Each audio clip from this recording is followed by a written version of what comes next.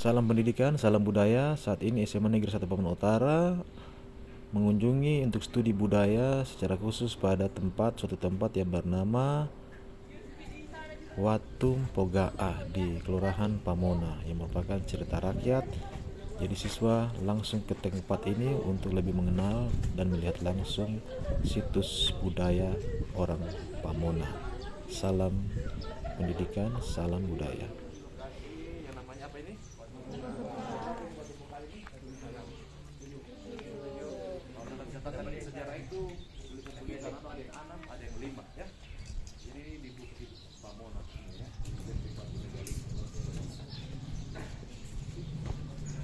Jadi melalui Batu Boga ini yang sudah ke kelas 12 bahasa maksudnya cerita dia ada batu yang sebagai tanda apa dia?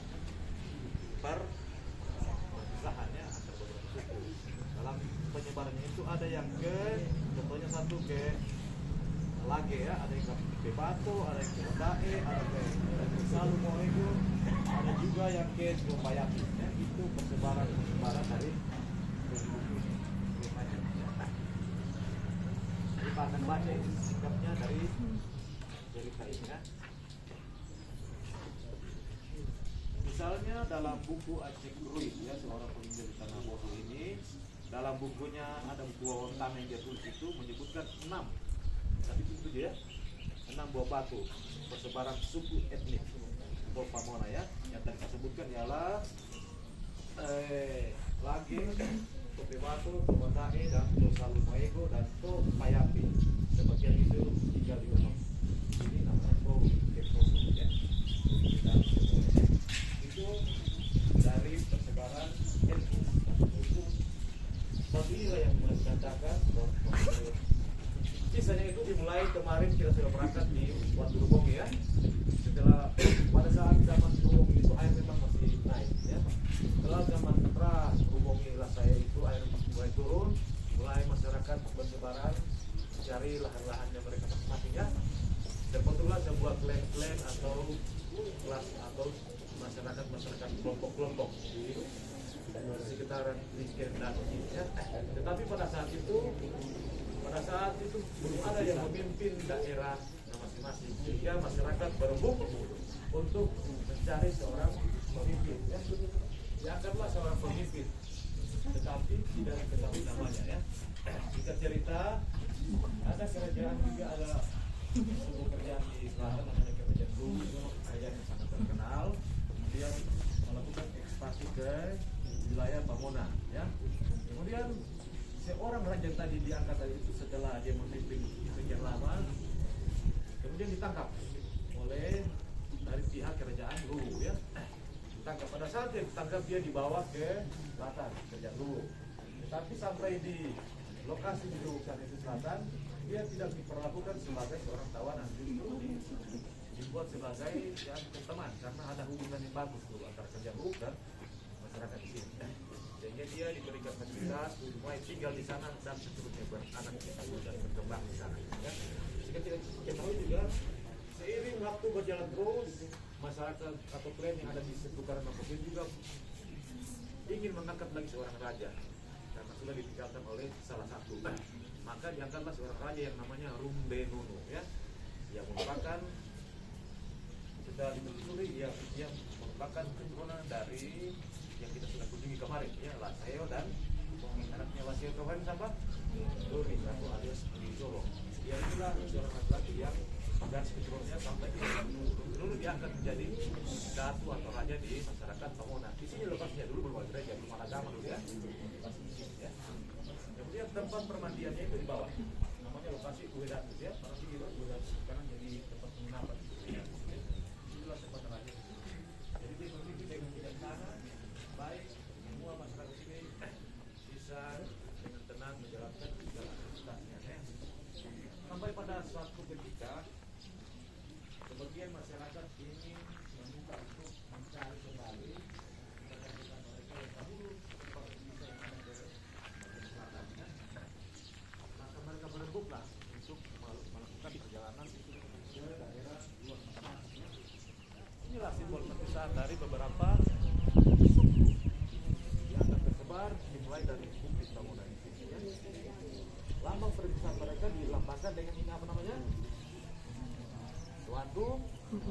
Pogaa. Apa artinya pogaa? Perpisahan. Persebaran suku-suku Pamona yang ada yang Pasir Gantai, ada Tope Batu, Topayati, Tope ya. Tope ini sebagai simbol bukan bercerai maksudnya keluarga ya, tapi kelompok ini bercerai untuk berpisah untuk menyebarkan mencari ke salah satu kelompok itu ke selatan untuk mencari yang namanya yang mereka ingin lalu itu adalah raja mereka pertama. Seiring dia meninggal di Raja Ruben Ulu dengan semua pada saat Raja Ruben Ulu ini sudah meninggal, informasi ini disebar ke 7 mata angin tadi, 7 suku yang sudah lama terpisah ya, yang mereka sudah membentuk klan-klan mereka sendiri atau masyarakat. Untuk mewujudkan rasa hormat dan rasa cinta mereka pada Raja Ruben Ulu tersebut, ya, maka pada saat dilakukan pemakaman atau kubur dulu malah kubur masih tidak taruh dalam sebuah semacam kalau dalam sejarah itu ada namanya perundang atau sarkofagus ya, sebuah batu dan kemudian raja tersebut ditaruh dalam ya, kemudian kembali dengan batu. Kemudian raja tersebut dimakamkan di bukit yang kecil di sana. Sekarang berdiri gereja Bukit Moria Pamona. Pernah lihat tuh gereja Bukit Pamona tuh? Bukit. Dulu itu bukan, itu namanya Bukit Toimola ya. Itulah, karena kerinduan masyarakat yang sudah pogaan tadi berpisah, pada saat mereka untuk kembali lagi untuk mengunjungi raja mereka masing-masing membawa tanah dari 7 penjuru tadi, dari sana bawa tanah ya, semuanya bawa tanah. Ditimbunlah Raja Ruben Ulu di tadi kan menjadi sebuah bukit namanya Bukit Toimola. Sekarang bukit tersebut sudah berdiri sebuah gereja. Jadi ini singkatnya tadi Pak cerita tentang waktu Pogaa ya. Jadi perpisahan mereka dilambangkan dengan simbolkan dengan sebuah batu. Ada yang mengarah, tapi kita tidak bisa bilang ini dia mengarah semua macam mengarah ke sana ya. Nah itulah yang namanya cerita rakyat ya. Bukan cerita sejarah, tapi cerita yang bernuansa sejarah. Apa itu cerita rakyat itu untuk mengikat masyarakat supaya taat dengan aturan. Aturan itu untuk mengikat masyarakat taat pada aturan adat. Begitu juga dengan cerita rakyat. Ya cerita ini turun temurun terus sampai dengan sekarang. Lokasi ini sudah berdiri dengan gereja. Waktu Pogaa masih tetap ada, Ueda tetap ada ya. Ada yang pernah Ueda itu penginapan gitu ya. Terus pemandian para datu atau raja. Salah satunya Raja orang Pamona, namanya siapa tadi ya. Maka jalan SMA 1 SMA 2 itu dinamakan jalan Ruben. Kenapa dinamakan jalan Ruben? Karena ada wujud dan kuburan seorang raja Ruben tadi. Sekarang berdiri gereja Ruben Korea. Bisa dimengerti ya? Oke, sampai sini bisa mengerti dong? Sengaja Pak Putut ini supaya memang kita mempunyai arus yang namanya berubah. Jadi ada kaitan dari Rumungi tadi. Setelah Rumungi air mulai surut, maka berdirilah masyarakat di sini. Ya, salah satunya di Bukit Pamona. Raja diangkat yang pertama tadi ialah Raja Bukit namanya, kemudian berpindah ke Raja Ruben Ulu yang merupakan aliran dari atau sejalur dengan anak dari air Rumungi. Kita akan ke Waktu di Lana. di sana ada 3 titik yang kita jadikan. Jadi dari cerita ini tadi kita bisa mengangkat sebuah makna. Dengar semua. Dari cerita tadi ini kita bisa mengangkat sebuah nama berarti dari sejak dahulu itu masyarakat sudah ada yang namanya musyawarah toh. Bagaimana mereka akan mengangkat seorang pemimpin atau namanya kabosenya tidak diangkat secara satu orang saja, tapi mereka melakukan rembuk. Jadi sudah ada yang namanya musyawarah untuk mencari atau penyebaran mereka ke masing-masing mata angin ini. Mereka tidak pergi sendiri-sendiri ya. Jadi ada sebuah musyawarah yang mereka lakukan. Jadi musyawarah itu bukan hanya bisa demokrasi, tapi di zaman dahulu itu sudah ada. Nilai yang kita ambil ya. Kemudian mengangkat seorang raja itu tidak asal diangkat. Jadi ada bombonya, ada apanya dan sehingga terangkat orang raja ya. Kemudian lihat bagaimana cara mereka menghormati pendahulu mereka. Kemudian yang masih muda masih menghormati, walaupun jauh tetap mereka datang untuk melayat dengan membawa mungkin hadiah atau segala macam, salah satunya tanah sebagai tanda berterima kasih untuk dibuat sebuah bukti. Itu menurut cerita rakyat. Jadi ini bukti ini boleh dibilang mitos, boleh dibilang dongeng, tapi dihargai. Walaupun dia hanya bersifat dongeng, tapi dihargailah sebuah karya budaya. Jangan hanya dongeng, tidak perlu. Kita nilai kita, tapi bagaimana kita menghormati nilai budaya yang ada. Begitu juga kamu yang orang-orang di sini, jaga itu cerita rakyat dan lestarikan budaya mulai dari sekarang. Kalau ada yang mengambil jalur itu. Oke, sampai di sini ada pertanyaan? Gak ada?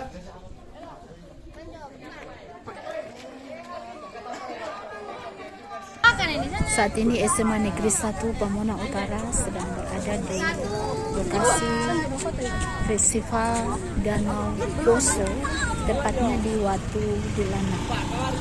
Dalam konsep pembelajaran berbasis kearifan lokal yang merupakan hal penting dalam implementasi kurikulum Merdeka, tentunya pada saat ini kami dari SMA Negeri 1 Pamona Utara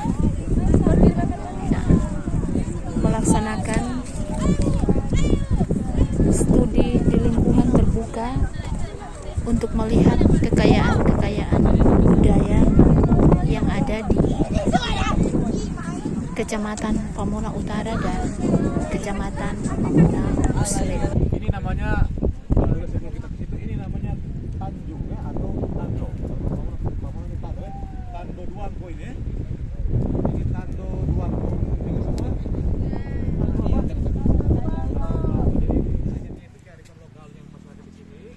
Waktu Dilana itu ialah nama orang ya. Orang. Duangko itu dahulu ialah sebuah perkampungan ya. Ini perkampungan dulu ya. Perkampungan masyarakat Duangko ya. Dari Tamu sana, disebut Tamu ya, Towale, Tolala ya. Semuanya berkampung di Tando Duangko sini. Ya, siapa ini Dilana ini? Dia hidup di Tando Duangko ini bersama dengan masyarakatnya yang ada ya. Dia ini seorang putri pemuda yang boleh dibilang bukan seorang yang macam kamu yang aktif, tidak. Tapi putri Dilana ini dia ialah putri yang boleh dibilang tidak malas ya. Putri yang orang bilang ini, kalau orang bilang menongo ya, pikir, angkuh dan lain sebagainya. Tidak mau bergaul dengan masyarakat yang ada ya. Pekerjaannya itu hari-hari hanya dalam rumah, terus kalau ada yang datang bertamu dia tidak mau menyapa, dia tidak mau tunjukkan mukanya karena ada sedikit keangkuhan, karena dia pikir dia agak sedikit lebih ya, agak sedikit cantik dan lain sebagainya ya. Pekerjaannya itu hanya merajut. Kalau dulu namanya menjahit, pas sekarang namanya menjahit. Kulit kayu yang dibuat menjadi baju ya, pakaian. Nah, dia memiliki seekor kucing peliharaan ya. Ini nama Putri Dilana ini, dia punya kucing peliharaan yang sangat dia sayangi ya. Kucingnya itu hampir tiap hari dia mandikan di air danau ya. Sering-sering dia mandikan air danau. Tapi orang Pamona, kalau di dalam suku Pamona, orang Pamona itu tidak boleh memandikan kucing. Tapi ini Dilana ini sering dia mandikan kucing. Ya, dia sayang karena dia sayang ya. Lalu kelamaan waktu berjalan dia sudah mulai terus dengan sifatnya yang sedikit egois dan sebagainya. Suatu saat ketika dia mulai merajut sebuah pakaian adatnya, contohnya inodo itu dari kayu, ya ada masyarakat yang mau pinjam alatnya tapi dia tidak kasih. Ya, dia punya alat yang lebih dan dia tidak kasih. Suatu waktu dia sebenarnya merajut. Rumahnya selalu rumah panggung semua rata-rata. Dia sebenarnya merajut baju adatnya, adat sudah menggunakan baju hari-hari ya. Namanya inodo dari kayu ya. Tiba-tiba alat merajutannya atau yang kita kenal dengan jarum itu jatuh di dalam kolong ya. Saking ini Dilana ini seorang yang malas ya. Dia malas juga mau turun dari rumah, malas mau turun ambil, maka hanya dia suruh kucingnya yang diambil ya. Kucingnya saja sudah mulai jengkel sama dia ya. Yang kucingnya dia suruh ambil ini, apa namanya tadi ini, jarum ya.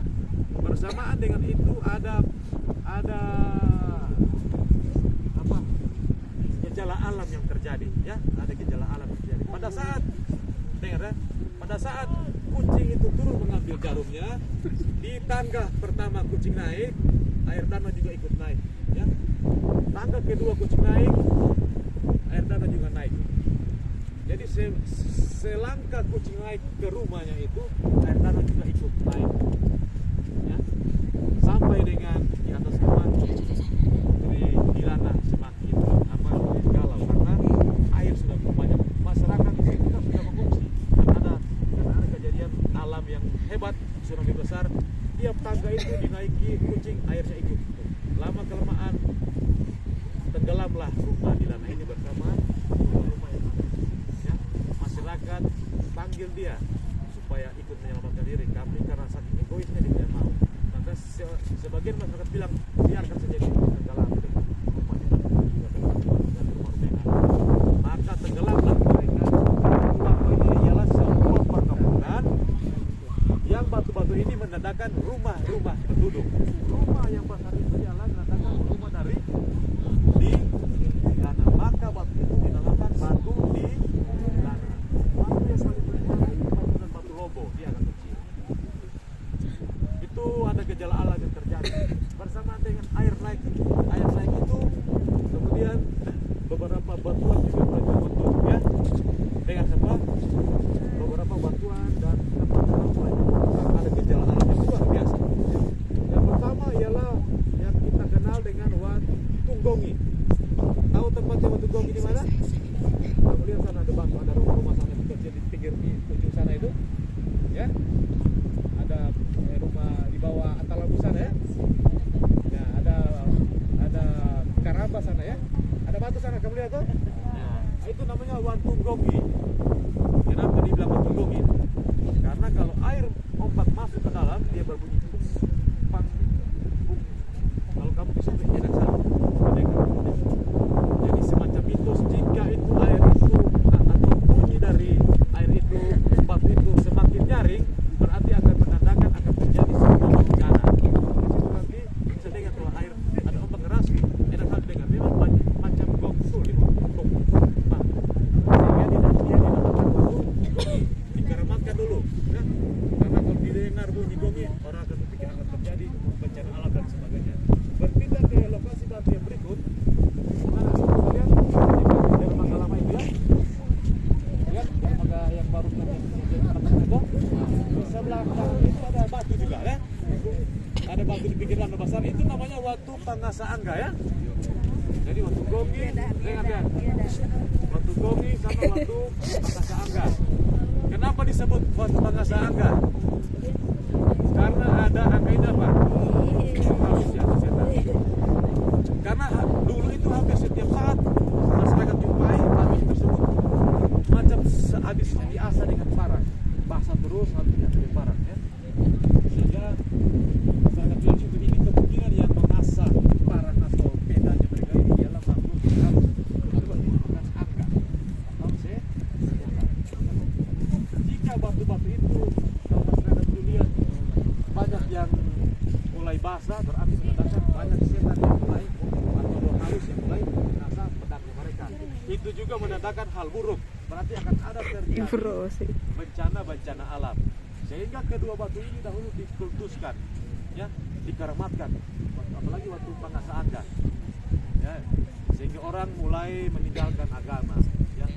Untuk menepis hal tersebut, monumen patung Yesus Kristus di situ ada lalu, pernah lihat, tapi sekarang sudah rubuh itu. Apa tujuannya dibangun itu patung salib itu? Untuk memutuskan pengkultusan pada Watu Pangasa Angga. Terakhir ialah yang paling Sumber pertama air ialah sudah kan. Tobi Maubo. Apa artinya Tobi? Apa artinya Tobi? Tobi itu tubir, ya. Yang biru-biru itu semua itu tubir, ya. Maubo artinya apa, Pamona? Maubo jatuh. Di mana letak Tobi Maubo itu yang paling dalam? Sana. Lihat pasir putih sana. Itu namanya Tobi Maubo. Bersamaan dengan kejadian waktu di lana itu terjadi getaran alam berubah itu tuh mau ke bawah. Nilai itu kita ambil, jangan sembarang main di danau ya. Tempat subir ya. Jadi Gomi Maombo, Watu Pangasa Angga dengan Watu Gomi dan Watu apa namanya ini? Namanya Tandu Duango ya.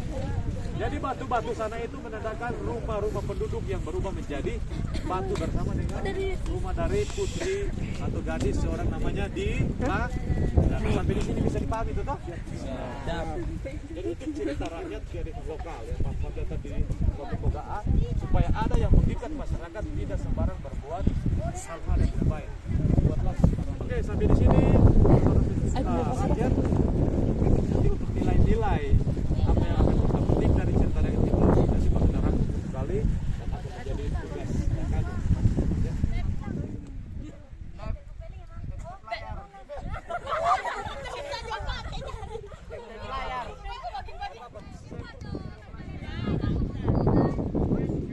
Oke, mengisi waktu setelah materi P5 kita lakukan foto-foto di pinggiran Danau Poso, letaknya di Tando Duangko, untuk cerita rakyat Watu atau Batu Dilana. Oke, semangat semuanya untuk siswa. Ini pantai yang luas di Anjungan FDP Tando Duangko.